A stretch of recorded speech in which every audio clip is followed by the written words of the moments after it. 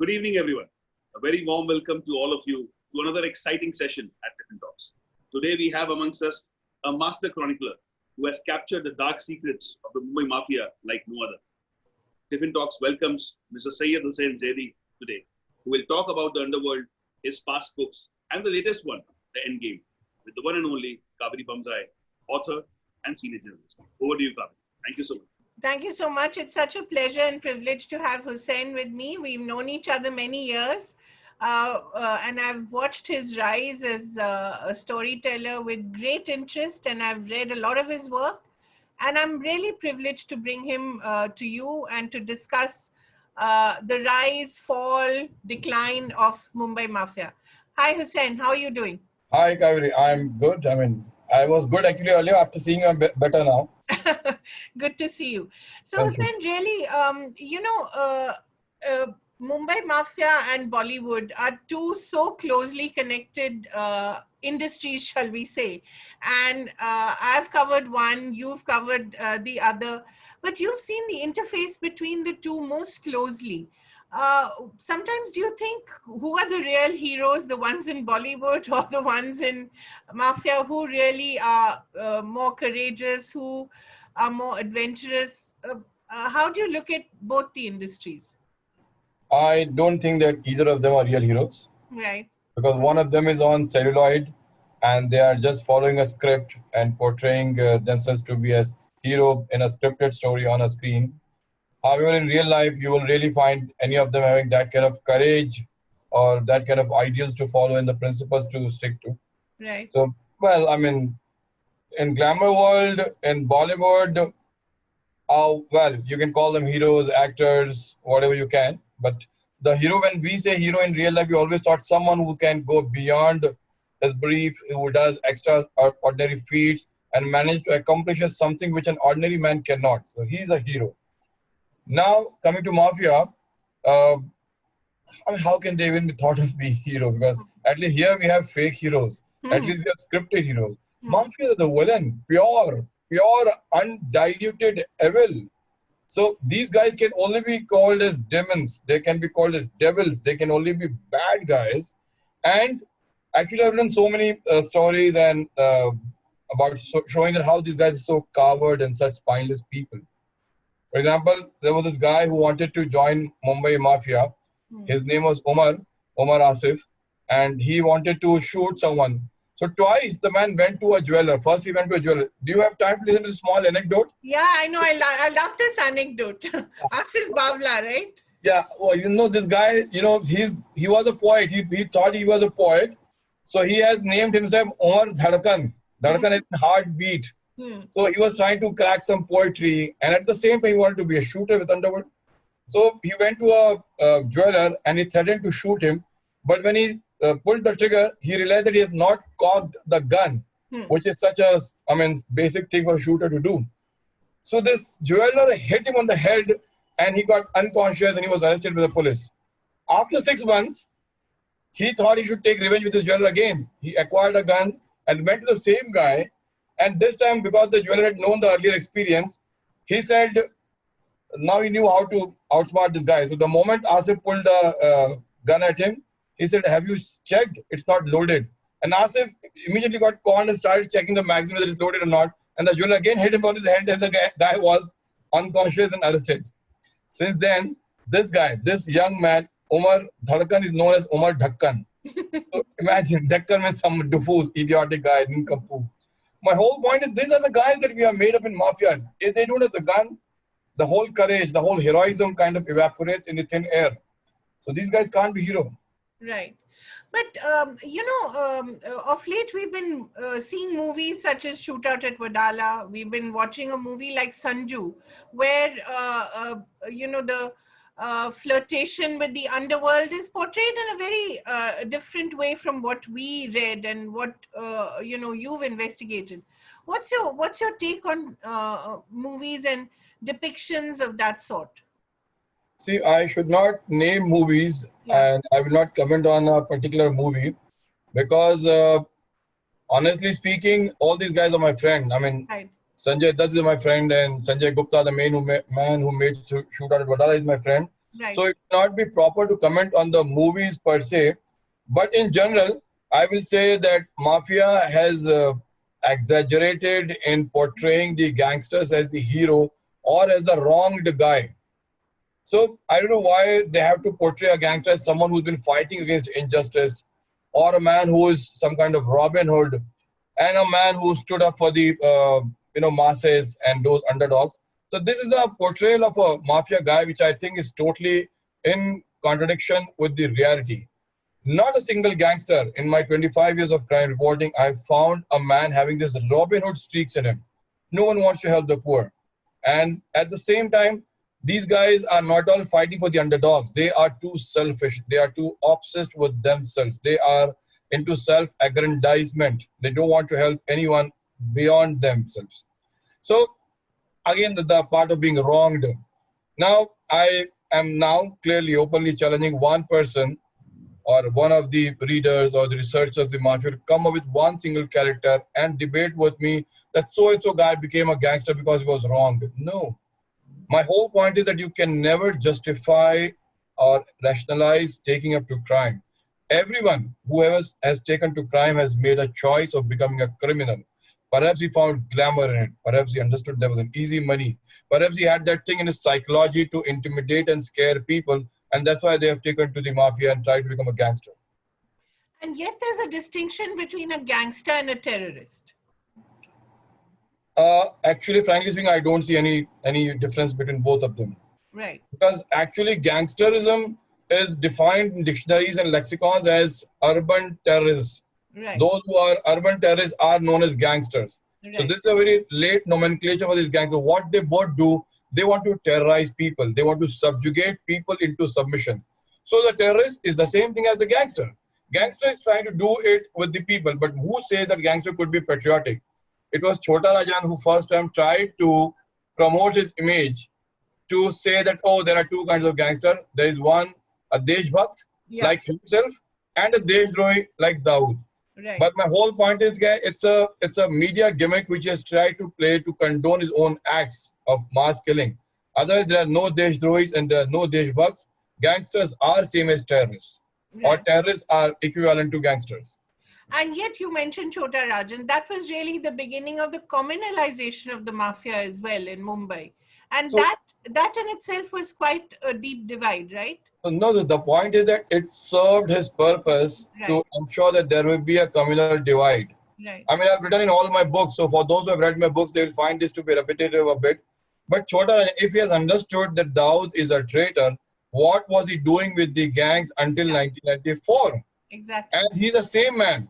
You know, there was a time when late Bal Thackeray had started writing editorials against Dawood. Right. And he had started, trying to say that Ashwin Naik and Arun Gavli are Amchi Mule, our boys, and Dawood is theirs. So those are the kind of editorials that he was writing. Chota Rajan, at that time, started calling newspapers and telling them that Mr. Thackeray should look after politics. He should not dabble into gangsters things. And this man, until 1994, he was doing. After 94, he started ensuring that he's posing up to Shiv Sena and started saying that I am the Deshbhakt and blah, blah, blah, and Dawood is Deshdrohi. So why did it take 2 years and 2.5 years for him to understand that Dawood is a traitor and is involved in bomb blast? But that's also because eventually or initially they were used as pawns by the police, weren't they? Actually, they use both of them. Mafia use police and police use mafia. Right. So they are like dependent on each other. It's like a relationship where they both need each other for their own nefarious purposes. So you can't say that they were just used as pawns. Sometimes even cops were used by gangsters. For example, like Dawood Ibrahim. Right. I mean, if you have read that book that I wrote, that how the police wanted to use Dawood against Pathan mafias. Exactly. But actually it was Dawood who ended up using Mumbai police for his own purpose and, eliminating his own rivals and people. Right. So have you ever found any heroes in the Mumbai police? You've studied them so closely. There are several.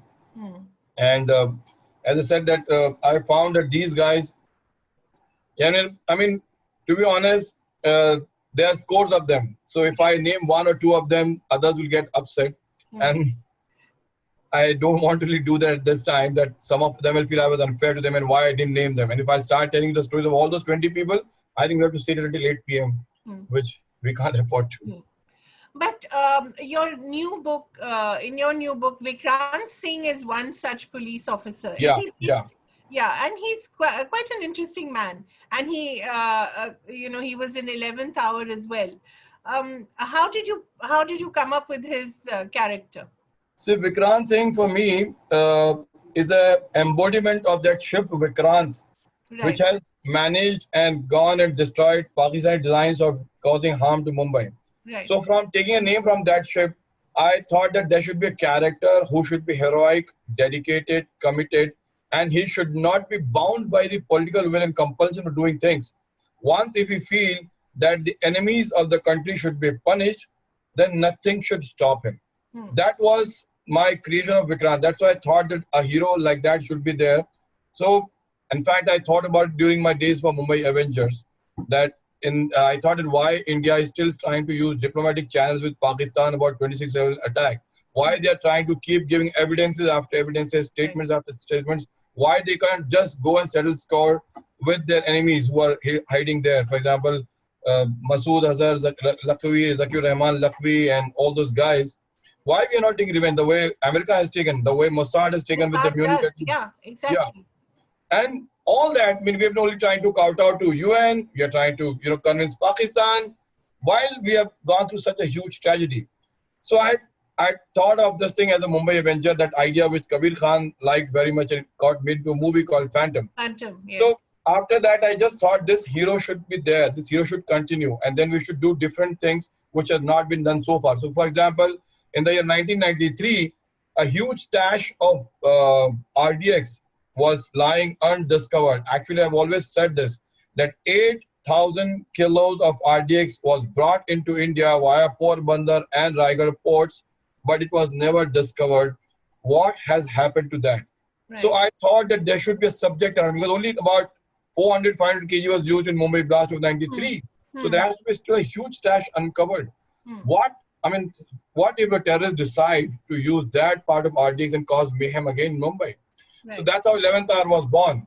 And I also tried to play one more angle, that what if a PM gets used in this kind of terror attack, a personal involvement of PM, how can a hero, a cop like Vikrant Singh, avert that kind of disaster, where on one hand there are terrorists trying to take away Lakshadweep, which always was eyed by Pakistan, and on the other hand there is Prime Minister who's having his personal stake in the whole tragedy. That was 11th Hour, and then Endgame is after that. Now. Right. And obviously Vikrant has been quite a success.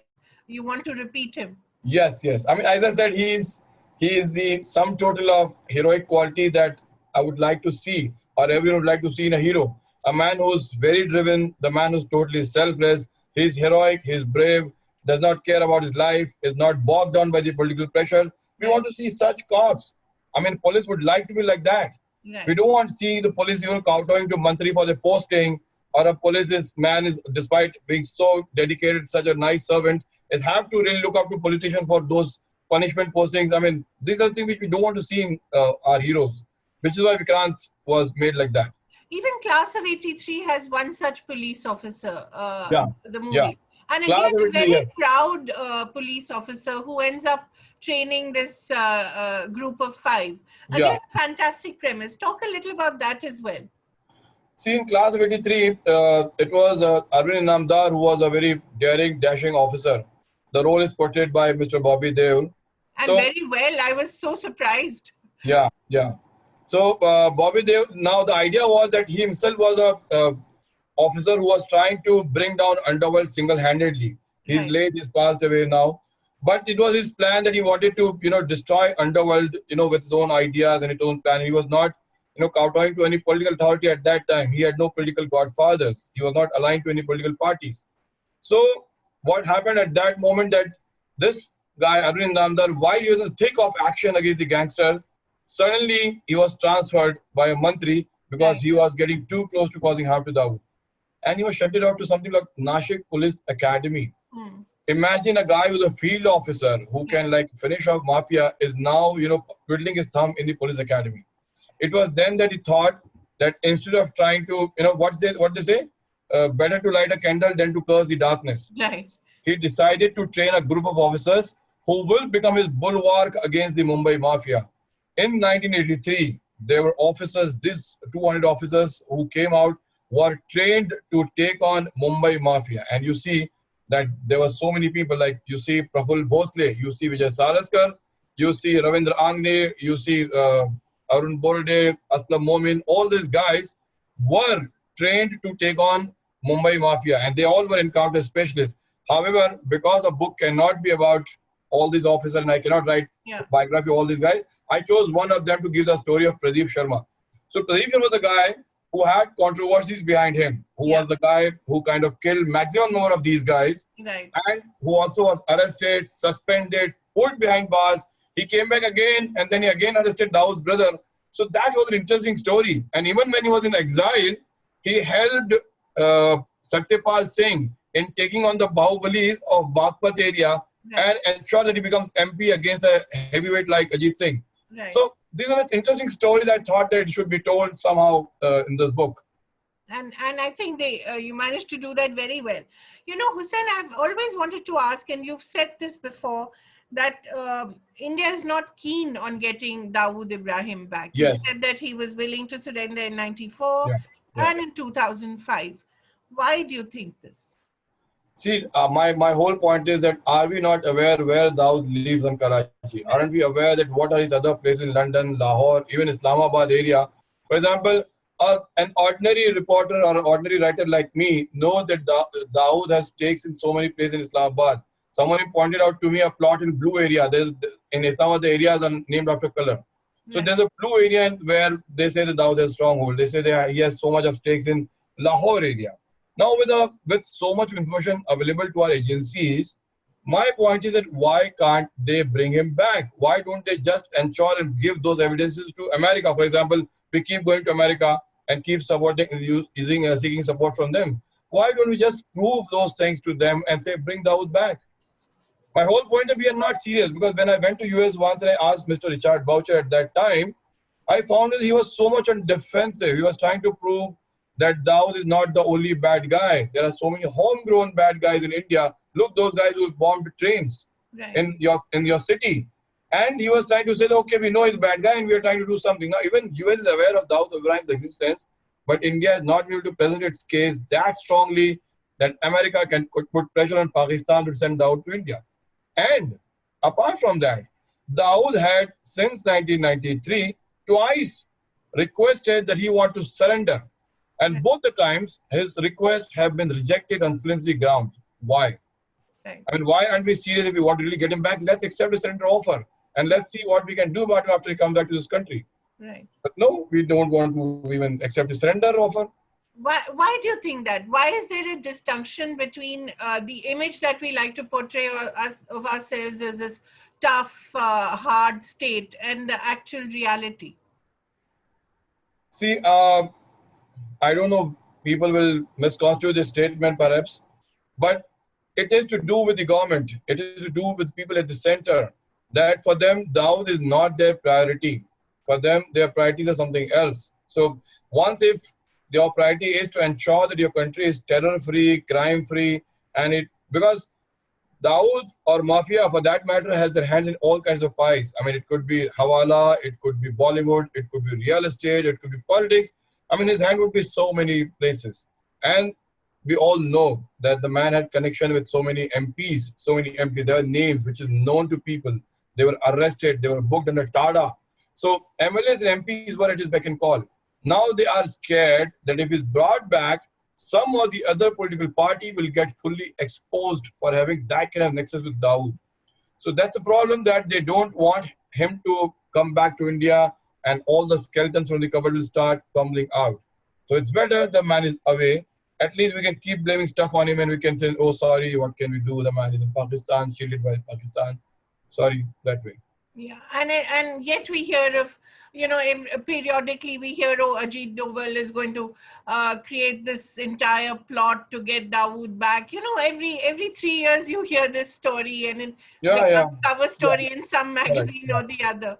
Does that make you cynical? No, what happens is that we have heard these stories so many times. Yeah. And there is no way for us to counter those stories, dispute those stories. For us, those stories have come from intelligent sources, and for us, those stories have come from very reliable sources. So we can only hear them and not counter them. Right. That's the problem, that we wouldn't know the fact of those stories. But right. when we hear all these things, we appreciate that, oh, so and so has been doing some good stuff to get those back. Alas, he's not successful so far. Right. Hussain, I want to talk a little about your personal, the personal cost that it must have taken. I know that you referred to the mafia as jokers at various points, and you talked about how inefficient they are as well. But there has to be a huge personal cost as well. I mean, the kind of threats that they have also made against you and against your child. How do you handle that? See, as I said, that for me, I don't know whether you can call it being fatalist, or for me finding to be too reckless in that whole thing. It's the way I leave that to people to interpret. But we all have to die in some way or the other. People die by accidents, they die through disease. These days, it's a virus which is not even 1 gram is causing so many deaths. Exactly. So people can kill you in whatever way. I've heard people dying of headaches. So my whole point is that even if mafia wants to kill you, they can kill you. Right. But if God does not want you to die, and if there is a superpower who does not want you to die, then you will not die. For example, there are instances I've written about him in my books. There's a guy called D.K. Rao, who was the cops tried to kill him thrice in police encounters. In one of the cases, he was shot 16 bullets, and the man did not die despite suffering 16 bullets. Wow. So my whole point is, it is in God's hand. If he does not want to die, nothing will happen. I've gone to Iraq and I've been part of the bomb attacks right in front of me. I've gone to Uri, and I've seen terrorist attacks with my own eyes in Uri. So my whole thing is that I have not died. So some might feel that maybe I'll die in a very nice way, not through these kind of violent methods or violent means, or someone will keep protecting me from these guys. And yet, Hussain, I think every journalist was shaken when J-Day died. You know, even people who didn't know him. Yeah. And you were a mentor to him. So doesn't something like that shake you? No, I was badly shaken. Actually, honestly speaking, until J-Day, it had never become personal for me. For me, I was too clinical and I was too detached with whatever was happening. Those guys who were getting shot, even if I was going on the spot and covering those stories and writing about them, there was no personal connection to it. But when I went and saw J-Day's body in Hirandani Hospital in Powai, I was badly shaken. For me, I was trembling because of grief, of anger, and there were so many emotions. Fear was not among those emotions that I was facing at that time. When I came back and I was writing his obit in my paper at Asian Age at that time, I still know that I was going through mixed emotions. There were tears in my eyes when I was writing it. But I did not fear for one moment that Mafia can get me as well.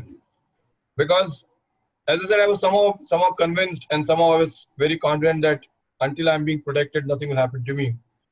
There were times that they made attempts at my life. I don't want to go into details of those attempts. Police knows, and they have taken actions about trying to protect me at that time. There were also threats against my child. So this have been there, earlier. But somehow I've survived those attacks and those kind of, those guys chasing me. With J-Day's case, I was really badly affected. I feel very bad about it, but I feel that there's more to it than just one plain mafia killing. J-Day's mystery of death is unsolved, unraveled so far. Is that something you're pursuing? Are you looking at it closely? I don't have the means and the resources to find it out. My whole point is that, though I would like to find out, but I'm neither a reporter now nor a journalist, and even people are not interested in finding out what happened in J-Day's killing. Why was he killed? Why was he? Right. The media fraternity is too shocked and too affected by the killing. They all are grieving him. They all are mourning J-Day. I used to call him Jyoti. So because his name was Jyotirmoy Day, and because I trained him like my protege, so for me it was always Jyoti. So they all are, mourning him and, crying over his death. But the whole point is that they are not trying to find out who killed him. Right. I mean, it was very convenient to blame another lady journalist for his death, but court has acquitted him, and there was never a soundproof case against the girl because it was all humbug. I mean, all those evidences was hardly anything in which media should have seen. So instead of trying to be complacent about her arrest, media should have collectively tried to find out that who had silenced a journalist. The attempt was never made in sincerity. So Jade's death is going to be a mystery, I think, till the end. I also want to highlight your role at that point, Hussain.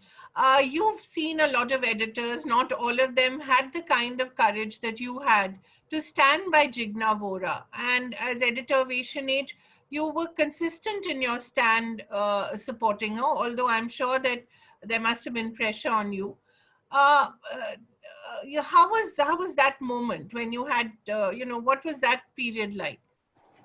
No, see, my whole point was it was a very bad and dark period. I mean, for me, I was just trying to convince my crime reporter friends that, boss, you have been covering crime for such a long time. Why do you think that Jigna Vora needs to send JD's photograph of his bike to Chota Rajan? Yeah. Why Chota Rajan does not have thousands of his henchmen to go and get a photograph of his bike? Right. Why would Jigna Vora kill? Does she have any purpose to kill JD? And she herself is a crime journalist. She knows that these days cops have all the wherewithal to know. And even those transcripts that they presented, I mean, a cop told me that there are 38 transcripts against, where Jigna Vora has been plotting against JD. I have not even seen a single transcript where Jigna Vora has, been talking to Chota Rajan about killing JD. So why is my crime journalist friends not trying to question that where are those transcripts? What is the evidence? Just because cops have said something and we have blindly followed it. So for me, I felt very lonely. I felt that I had no one to listen to me or even see beyond that one of them have been implicated and put behind the bars and they have not been asking enough questions for that. So I lost my job and I went through a lot of bad time, but well, I survived. Yeah. Did it make you disillusioned with journalism? Yes, totally. Right. And no one really... A tribe which cannot stand for one of their own, I don't think what can you call about that tribe? Because they started, it's like vultures, they descended on that story and they kind of believed each and every word that was given to them. It is so wrong. I mean, Jigna Vora in most of the papers was called as the linchpin of JD's killing. And why? Without even checking out the evidence and the veracity of the evidence, they all were very quick in judging whatever was told to them. So I was very disappointed with what happened. I can't even imagine how her life has been affected by that. Yeah. She was a single mother. She had a grown-up child. She was in lockup. And the kind of thing that she had written in a book about her own agony, I think behind bars in Baikala. So people can read and see the trauma that she had been through. So I also want to bring you to the point about your mentoring. You've mentored so many young writers and, people like Bilal who've done so well. They've written so much. So many of their books have been adapted. What kind of pleasure does it give you to see other people, doing what you do as well? See, for me, my becoming a journalist of an English newspaper and becoming an author with so many publishers like Penguin, like Westland, like HarperCollins, for me, it is a dream. I still cannot believe that I've been published. I've published so many books and I've been a journalist for English newspaper for 25 years. Believe me, I mean each and every word and syllable that I'm telling you right now. So when you reach that stage where you never expected even for an iota of a second that you could do this, you feel like that the only way to be grateful to God or to express your gratitude is to show paths to all those guys who want to be here, who want to become journalists, who want to write a book and who want to make a mark for themselves in life. In Bilal Siddiqui's case, I've often said this story. I never wanted Bilal to become an author. I was so much against the idea of this 18-year-old becoming an author because I was very vocal against Islamic terrorism, as they call it. And I was very scared this 18-year-old boy will get very angry with me if I'm going to be so vocal about it. But as destiny would have it, the man has now published 4 books at the age 25. So, So he's I want all the young guys to think about becoming authors. Yeah. I think they should, if they need help, I'm willing to help, because that's my way of expressing gratitude to God for all the blessings and bounties that I've faced in life. What was your experience of interviewing Dawood? I know you've talked about it at length, but it's always struck me when you talk about how civil he was and how civil the discourse with him was. He was I more find than that civil. fascinating. Actually, he was absolutely civil. I'll tell you what, that, the image of mafia that we have is a guy who's mouthing expletives, who's using so much of galis, and he can't speak a single sentence without using so many galis. We have grown up with that image of mafia. Now, Dawood Ibrahim is the, is the fountainhead, or rather the guy who's been Tyrannosaurus of mafia, the dinosaurs of mafia. What can you expect from this man? I mean, you'll only think that he is going to say a lot of expletives, all kinds of unheard expletives, and he'll be yelling, barking, screaming at you. For a moment, I was not even willing to believe that this is Dawood Ibrahim until I asked a few pointed questions to him where I thought only he can answer those questions. Then I was convinced that this is Dawood, because it could be any other voice. So when I was convinced, then I started questions, and you will not believe in 45 minutes, the man did not use a single gali, not a single expletive. Even, the smallest gali that we have, which we pronounce with the word che, we didn't say that. So I was surprised at how a man can be so polite and can have such etiquettes and such demeanors. What is your impression of him? I think while he was in Mumbai, he must be a different guy during his young days. But after going to Pakistan, that flowery, very lucid Urdu language has rubbed off on him. And he has now started speaking this kind of language, which is very civil and polite, because Pakistani Urdu any day is much better than our own Urdu. So maybe. But what do you think of him as a character? When you look at his story now, where do you think he is at this point in his life? See, until 90s, whatever he went through, whether it was his relocation to Dubai, or whether his migration to Pakistan after that, I think that it was not in his hands at that time. But today, I think when he look back from there and he look at what his media is reporting about him and speculating about his death, or saying that he's suffering from so-and-so, or he died with COVID, or he is doing this. So I think he must be laughing at our own speculation, because he realized that he is one man who, after, say, he started his crime career in 1977. So from 1977 to 2020, he is still the fodder for the page one. And his name and mention still can get your TRPs high. So, of course, he must be laughing at all of us and the Indian government as well. And we don't even know what he looks like. I mean, there's so many sketches. There's so many. Yeah, saying he's balding and he's doing that and he's doing that, whatever. But surprisingly, that why we don't have a good picture of us when we have such efficient agencies, when we know so much. I don't know why. You've also written so much about Mossad and RAW and the kind of work that India has done with Mossad. What is it that we can learn from Mossad? See, one thing which I've liked very much about Mossad is the way they plan their operations and the way they think country first. See, you will see that in India, we talk a lot about country first, but what do we do for country exactly? In Israel, everyone has to go through a compulsory mandatory arming training. Do we at all think of army training? How much do we respect our own army? I mean, my whole problem is that it's good to be on the social media and talk big things, but when it comes to delivery and service, we hardly do anything. So my whole thing is that if you want to be like Mossad, your devotion level and your dedication level has to go up several notches. And which is why Israel, despite living in a land where it is surrounded by so many hostile neighbors, it is still surviving and rather ruling that region, and it is because of its sheer dedication of the citizens. It's because they are so dedicated that they know that despite all these Arab countries who want to eliminate them and finish them, will not be able to cause any harm to them.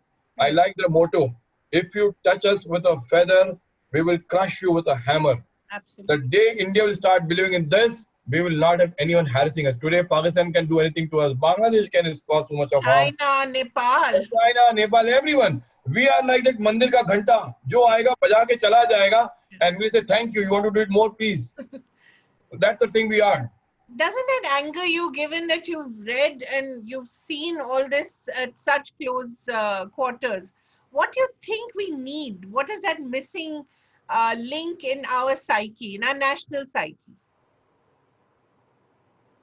See, it will be very difficult to say a thing in because they will say that it's very easy to be an armchair critic, and it's very easy to be an arbiter. No, not necessarily armchair, Hussain. You've also suffered quite a bit. I mean, yeah, I know. My whole point is that, see, for politicians, they always have to have their own compulsions, their own problems, that how their electorate will react, what their masses will do, what they should be doing.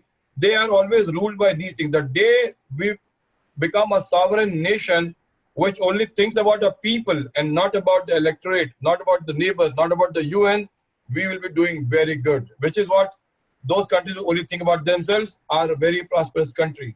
Our problems, I think, to a great extent will vanish once we are only thinking about citizens first, our countrymen first. That is a motto which has not happened so far in the country. Absolutely. I'd like to take some questions now, Hussain, because quite a few people want to ask you. Sure. I begin with Amita Valmiki. One haunting question: is there anything ethical, even a bit, among these gangsters?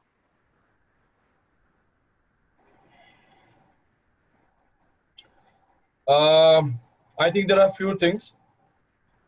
They all are very devoted to their parents. I have not seen a single gangster yet who's not respecting their parents. Right. So contrary to some of the business tycoons and some of the very well-known people, these gangsters are very respectable towards their parents. A. B.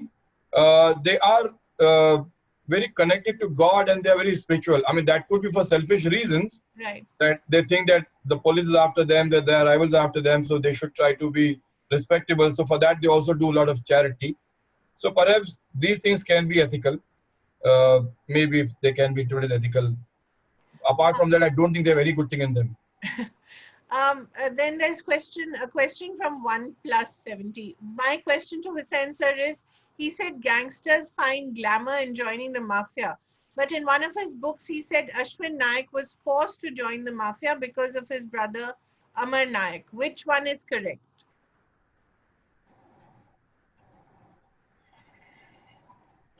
See, about Ashwin Naik, when I'm saying he was forced to join mafia, it was his own explanation that he joined mafia because of his own survival. When the rivals started trying to kill him, or they started chasing him, at that time Ashwin Naik thought that if he has to live, he has to join them, otherwise he will get killed. So if Ashwin Naik wanted, he could have fled to a country where nobody would have known. Are we aware that Chota Raj spent considerable time in Iran? Right. Are we even aware that Ashwin Naik spent so many years in US? Do we even know that Abu Salim was living in Texas? He had a cinema hall, a petrol pump, and he had a very anonymous life in US. So my whole point, if a gangster wants, with that kind of money, he can go anywhere and can settle down, and people would not even know that this man is a wanted guy in Mumbai, or he is a gangster in Mumbai. Right. So if Ashwin Naik wanted, he could have chosen not to be part of the mafia.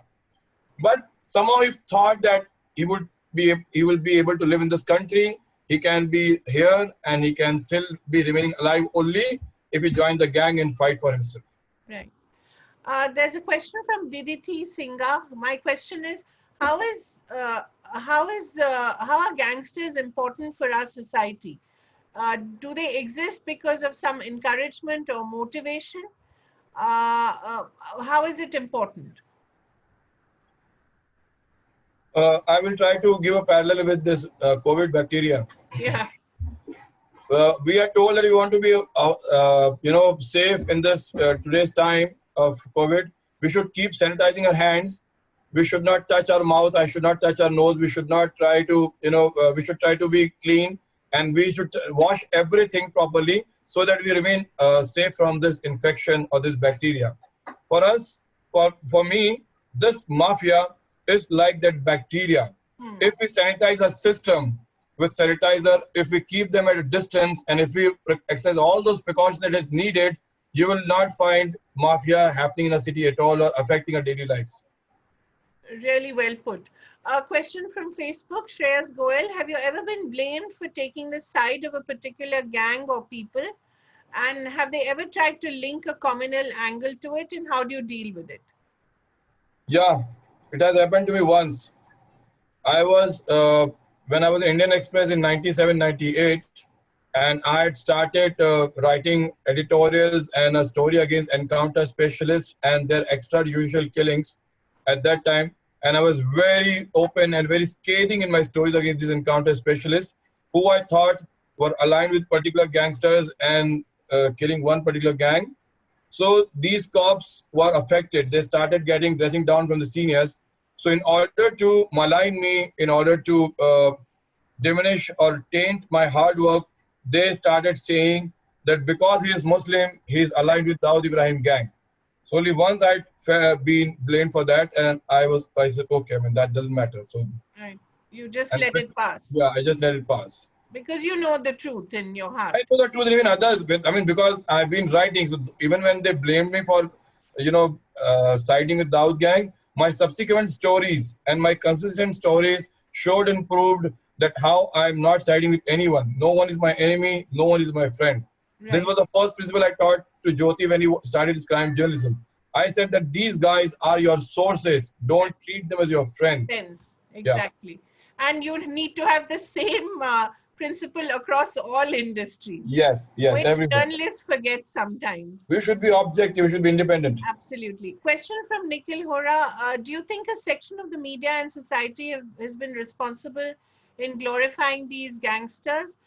And yeah, well, he's asked about your experience in conversing with them, which you've already said. Yeah, but what do you think of the media and society in glamorizing them?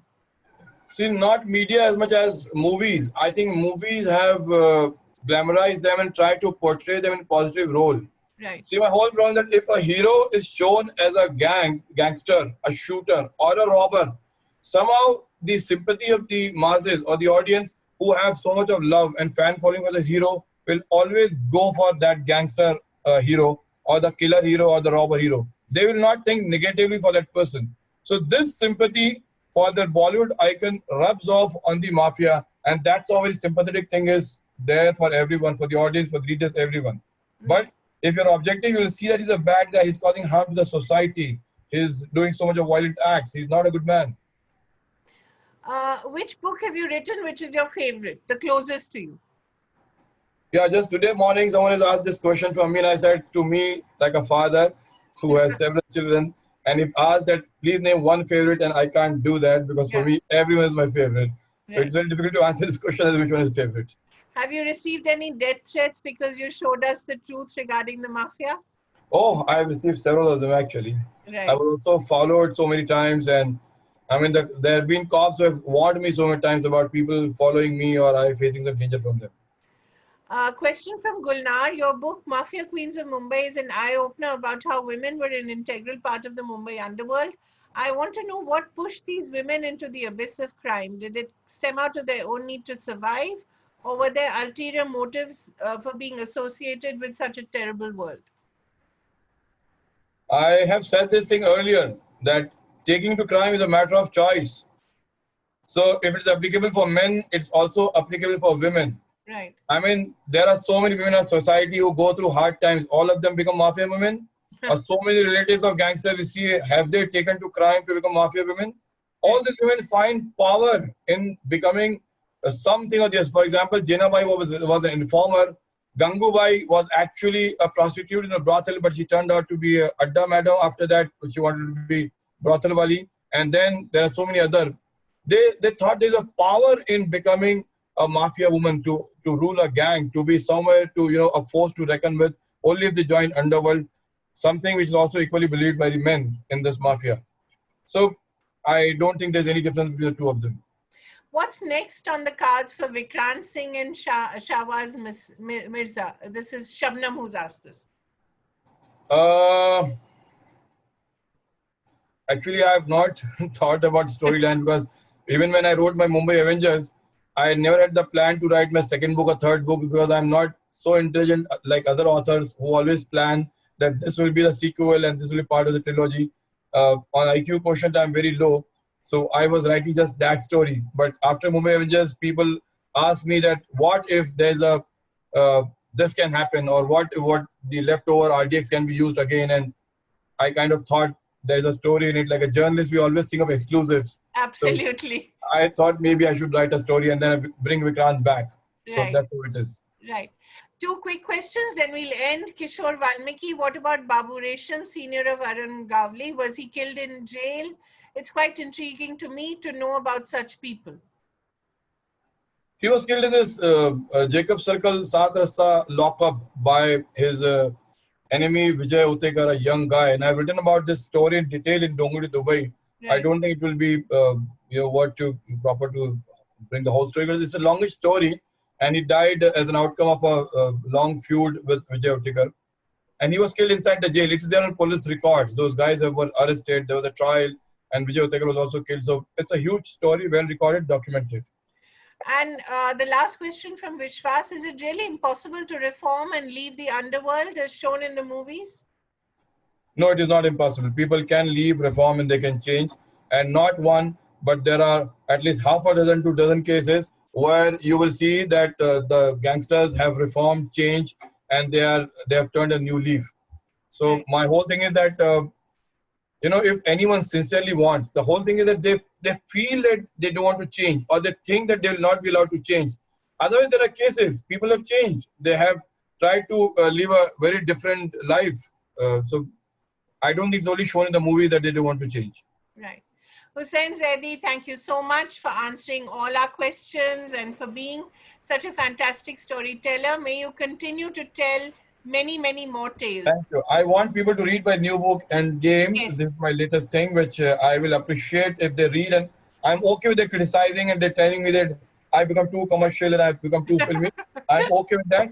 But I really want them to read, because criticism is fine, but at least they should read my work. That's what. Yes. I think all the questions, the kind of questions which we got today, it just reinstates. And believe me, you are asking people to read your books. Believe me, these questions are coming to you because people have read your books, and they're quite intrigued to have you with us. And it was a fantastic session. Really enjoyed it. Ruchin, over to you. Small word of thanks, and we'll close it. Thank you. Thank you so much, Hussain. All the best to you. Thanks a lot. Thank you, Kaveree. Thank you. Thank you so much, Zaidi sir. Thank you so much, Kaveree ma'am. And thanks to all our viewers. Some interesting questions. We got to know some interesting facts. And Zaidi sir answered that so beautifully. Thank you so much, sir. And all those viewers can also catch us live on YouTube. We'll be posting this on YouTube channel as well. Thanks. Stay tuned with Tiffin Talks. Thank you so much.